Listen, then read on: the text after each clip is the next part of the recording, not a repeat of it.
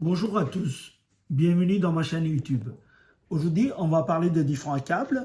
On commence par celui-ci, qu'on appelle un câble vidéo composite, qui transite 250 points par ligne environ.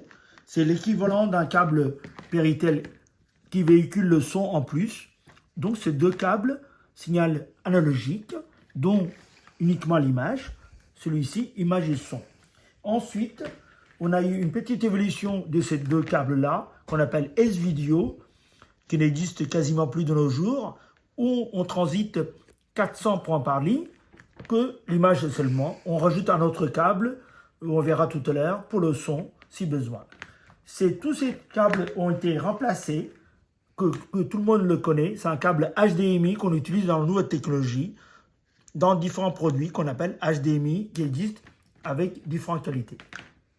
Ce câble que je vous disais tout à l'heure est un câble très répandu encore de nos jours, qu'on appelle RCA, un câble analogique pour le signal stéréo qu'on utilise en complément d'un autre câble qu'on a vu tout à l'heure.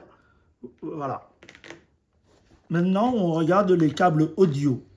Ça, c'est un câble audio 3.5 analogique qu'on utilise dans différents produits comme le casque ou des anciens produits entre ordinateurs et une enceinte PC également. Ensuite, il y a eu une petite évolution, soit le câble optique qu'on utilise de nos jours entre une télévision et une barre de son, ou un câble coaxial numérique qu'on peut l'utiliser entre un ampli home cinéma et un caisson de basse, ou un ampli avec une sortie numérique comme ceci, avec un lecteur de CD. Donc, les deux, c'est la même qualité de son numérique. Un qu'on appelle optique, l'autre on appelle coaxial numérique. Voilà. Je vous présente les deux câbles qu'on utilise dans l'informatique également, dont celui-ci, c'est un VGA qu'on utilise entre une unité centrale et un moniteur, qui véhicule que l'image analogique. Celui-ci a été remplacé par un câble qu'on appelle DVI, qui véhicule image et le son. Ensuite, ces deux câbles-là, de nos jours, ont été remplacés par le câble HDMI qu'on a vu auparavant.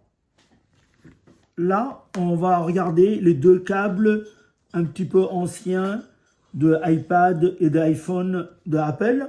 Celui-ci, on utilisait sur les anciens iPads. Ça a été remplacé par un câble qu'on appelle Lightning, aussi bien sur les anciens iPads et aussi dans les anciens iPhones jusqu'à iPhone 14. On va regarder l'évolution des câbles pour les smartphones.